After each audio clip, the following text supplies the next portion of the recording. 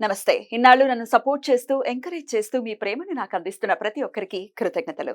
అలాగే ఈ వీడియో కూడా ఖచ్చితంగా మీకు ఉపయోగపడుతుంది. లైక్, షేర్ అండ్ సబ్స్క్రైబ్ చేసి మీ సపోర్ట్‌ని నాకు అందించండి. అలాగే ఈ వీడియో పట్ల మీకున్న అభిప్రాయాన్ని కామెంట్ సెక్షన్‌లో కామెంట్ చేసి తెలియజేయండి.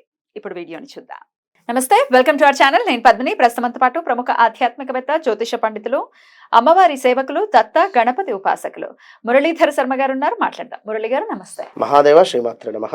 మాస ఫలితాల్లో భాగంగా జూన్ మాసం ఎలా ఉండబోతుంది ద్వాదశ రాశుల వాళ్ళకి అనేది ఖచ్చితంగా తెలుసుకోవాలని ఉంది. ఎందుకంటే గ్రహ సంచారం అంటే చాలా జరుగుతూ ఉంది కాబట్టి అటు గురుగ్రహం ఎలాగో చెప్పారు, గురుగ్రహం మార్పు రీత్యా మీరు వచ్చేటటువంటి ఫలితాలు ఏంటో ఆల్రెడీ చెప్పారు. మాస ఫలితాల్లో భాగంగా ఎలా ఉండబోతోంది జూన్ మాసం ద్వాదశ రాశుల వాళ్ళకి? తప్పకుండా ఈ యొక్క 6వ నెలలో కుజుడు ఎస్పెషల్లీ మనకు మీనంలో నుండి కుజుని యొక్క ఇంటిని అంటే ఈ యొక్క మేష లగ్నాన్ని కానీ మేష రాశిని కానీ ఈ యొక్క శని భగవానుడు తన ఎక్స్ట్రా లుక్ ద్వారా వీక్షిస్తూ ఉన్నాడు. కనుక కుజుడు మీకు ఇచ్చేటువంటి రిజల్ట్ శని భగవానుడి ద్వారానే తన ఇవ్వమంటేనే ఇస్తాడు. కనుక ల్యాండ్ ఇష్యూస్ కానీ, ఏవైనా రియల్ ఎస్టేట్ వ్యాపారం కానీ, కోర్టు సంబంధిత విషయాలలో కానీ కాస్త మీ జాతక పరిశోధన చేసుకున్న తర్వాతనే ముందుకు వెళ్ళండి. ఎందుకంటే ఏదో బాగుంది బాగాలేదు అని చెప్పారు కదా అని చెప్పి గుడ్డిగా వెళ్లకుండా ఖచ్చితంగా మీ డేట్ ఆఫ్ బర్త్, పుట్టిన సమయంలో దశ ఏం నడుస్తుంది, అదేవిధంగా ఈ కుజుడు ఎక్కడున్నాడు అనే విషయాన్ని చూసుకొని ముందుకు వెళ్ళాలి. ఎందుకంటే మీ జాతకంలో కూడా శని చూపు ఒకవేళ కుజుడి మీద ఉన్నట్టయితే మామూలుగా ఉండదు, మీకు చాలా ఇబ్బంది అవుతుంది. ఇది అర్థం చేసుకొని మీరు ముందుకు వెళ్ళండి. ఇక శుక్ర, బుధ, సూర్యులు ఎక్కడ ఉండబోతున్నారు? వీరు మనకు వృషభము, అదే విధంగా మిథునంలో ట్రావెలింగ్ ఉంది వీరికి ఈ 1 మంత్ లో. కనుక వీటి వలన కూడా జరిగేటువంటి ప్లస్లు మైనస్లు మనం ఈ యొక్క వీడియోలో తెలుసుకుందాం. తప్పకుండా. మరి ఈ జూన్ మాసంలో ద్వాదశ రాశుల వాళ్ళకి ఎలా ఉండిపోతుంది ఇప్పుడు తెలుసుకుందాం. ముందుగా మేష రాశి వారికి ఎలా ఉండిపోతుందండి? తప్పకుండా అమ్మా. మరి వృషభ రాశి వారికి ఈ జూన్ మాసం ఎలా ఉండబోతోందండి? వృషభ రాశి వారికి లగ్నాత గురువు రావడం చేత, లగ్నంలో గురువు ఉంటే లక్ష దోషాలు ఉన్నా కూడా తొలగిపోతాయి అని చెప్పి మనకు శాస్త్రంలో చెప్పబడింది. అయినప్పటికీ కూడా చట్టము తన పని తాను చేసుకుంటూ పోతుంది. ఇక్కడ గురువు, సూర్యుడు, బుధ, శుక్రుడు కలిసి ఉండడం చేత ఫస్ట్ జరిగేది ఏమిటి అంటే భార్యాభర్తలలో కాస్త మనస్పర్ధలు రావడం కానీ, లేదా ఏదో ఒక వివాహం వచ్చింది అని చెప్పి ఎంగేజ్మెంట్ దాకా వెళ్ళేటువంటి సందర్భం దాకా వెళ్ళి బ్రేక్ అయిపోయేటువంటి సందర్భం కానీ, వృషభ రాశి వారు ఎవరినో లవ్ చేస్తున్నట్టయితే బ్రేకప్స్ జరిగేటువంటి ప్రమాదాలు కానీ, ఇవన్నీ కూడా ఈ యొక్క లగ్నంలో ఇవన్నీ ఉన్నందుకు కారణంగా ఇవి జరుగుతాయి. మరి ఓవరాల్గా శని వల్ల మంచి ఆరోగ్యం ఉంది, సమర్థతకు గుర్తింపు ఉంది. మీ కృషి ఎంతైతే చేస్తున్నారో తప్పకుండా అది మంచి ఫలితం వచ్చేటువంటి పరిస్థితి ఉన్నది.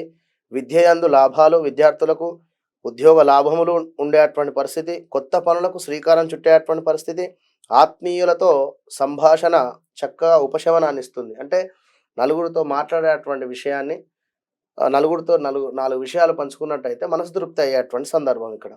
ఇంకా గురువు వల్ల అధికమైనటువంటి కోపము కావచ్చును, అనవసర పనులు చేసి చింతించుట, కొన్ని పనులందు ఆటంకాలు, తొందరపాటు పనుల వల్ల కొన్ని నష్టాలు తప్పవు. ఆ విలాసాలకు ధనము అధికంగా ఖర్చు అయ్యేటువంటి పరిస్థితి ఉంది. అజ్ఞాత వ్యక్తులతో అంటే తెలియని వ్యక్తులతో కాస్త జాగ్రత్తగా ఉండాలి అని చెప్పడం జరుగుతున్నది. పాత పరిచయస్తులు దూరం అయ్యేటువంటి పరిస్థితి ఉన్నది. పాత పరిచయస్తులు దూరం అయ్యేటువంటి సందర్భాలలో భార్యాభర్తలకు విపరీతంగా గొడవ అయి అదేవిధంగా డివోర్స్ దాకా వెళ్ళేటువంటి పరిస్థితులు కూడా ఉంటాయి. అయితే వృషభ రాశి వారికి ఈ విధంగా అంటే భార్యాభర్త అంటే ఇది ఎందుకు అంటే ఈ విధంగా ఏదో భయపెట్టడం అని కాదు, కానీ మీ జాతకంలో కూడా 8వ దశ కానీ 6వ దశ కానీ నడిస్తే ఇప్పుడు ఇంకింత ఇబ్బంది ఎక్కువగా కూడా ఉండేటువంటి పరిస్థితి ఉంటుంది. కనుక be careful, all the best. And ఈ కుజుడు మీకు 12వ స్థానానికి రావడం జరిగింది. కుజుడు 12వ స్థానంలో ఉంటే యాసిడిటీ ప్రాబ్లమ్స్ అధికంగా అయ్యేటువంటి పరిస్థితి, స్టమక్ రిలేటెడ్ ఇబ్బందులు ఎక్కువగా కూడా ఉండేటువంటి పరిస్థితి అయితే 100% గోచరిస్తుంది. ఈ మీ కుజుడిని శని భగవానుడు కూడా చూస్తూ ఉన్నాడు. కనుక హెల్త్ ఇష్యూస్ 100% వచ్చేటువంటి పరిస్థితి ఉంది. అది కూడా గర్భ సంబంధిత. రెండవది కాళ్ళకు తప్పకుండా ఏవైనా ఇబ్బందులు కలిగేటువంటి పరిస్థితి అయితే ఉంటుంది. జాగ్రత్తగా ఉండండి. మరి 12లో ఉంటే స్థాన చలనం ఉంది. శారీరక శ్రమ అధికంగా ఉంటుంది. అవమానాలు జరిగేటువంటి పరిస్థితి, అధిక వ్యయము, నేత్ర సంబంధ రోగాలు, అకారణంగా కలహాలు జరిగేటువంటి పరిస్థితి అయితే ఉంది. మరి ఇదే కుజ భగవానుడు మీకు మీ జాతకంలో 12వ స్థానంలో ఉండి మీ జాతకంలో 3వ స్థానాన్ని చూడడం జరుగుతూ ఉంటుంది. 3వ స్థానాన్ని చూస్తే మన 3వ స్థానంకు అధిపతి కర్కాటకం. కర్కాటకానికి సంబంధించి నీచబడుతుంది అక్కడ ఈ యొక్క కుజుడు గనుక సర్వకార్యసిద్ధి, అదేవిధంగా అనూహ్య ధనప్రాప్తి, ఆరోగ్యము చక్కగా కూడా ఉండేటువంటి పరిస్థితి. కాకపోతే 4వ స్థానం మీ తల్లిగారిది కనుక 4వ స్థానం బ్యాక్ సైడ్, 3వ స్థానం లుక్స్ పడుతూ ఉన్నవి కనుక ఎంతో కొంత అమ్మగారికి, మీ అమ్మగారికి తప్పకుండా కూడా హెల్త్ ఇష్యూస్ వచ్చేటువంటి ప్రమాదం అయితే ఉంది. లేదా హాస్పిటలైజ్డ్ మనీ ఖర్చు అయ్యేటువంటి పరిస్థితి అయితే గోచరిస్తూ ఉంది.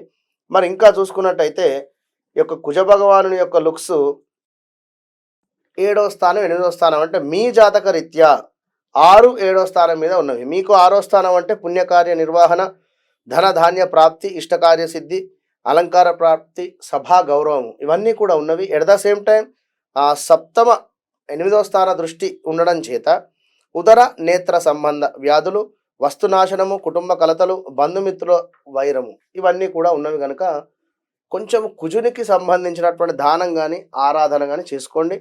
మరి ఈ యొక్క సూర్య భగవానుడు ఉన్నటువంటి స్థానాన్ని చూసుకున్నట్టయితే మీ లగ్నంలోనే ఉన్నాడు కనుక వేల తప్పినటువంటి భోజనము, అదేవిధంగా కాస్త ఈగో ఫీలింగ్ అనేటువంటి విధం కానీ, వైరము అనేటువంటిది కానీ, సంచార యోగం కానీ, అనారోగ్యం కానీ ఇవన్నీ అయితే ఏర్పడుతున్నాయి. ఈ యొక్క సూర్యుడు తులాలో నీచపడతాడు కనుక ఎట్ ద సేమ్ టైం తులాకు అధిపతి శుక్రుడు కనుక ఇప్పుడు మన వృషభానికి కూడా శుక్రుడే అధిపతి కనుక ఎంతో కొంత పవర్ కోల్పోతాడు అక్కడ. కనుక హెల్త్ ఇష్యూస్ అయితే ఎటు నుంచి చూసినా కూడా హెల్త్ ఇష్యూస్ అయితే ఉన్నవి కనుక కొంచెము జపం కానీ దానం కానీ చేసుకునేటువంటి ప్రయత్నం చేయండి.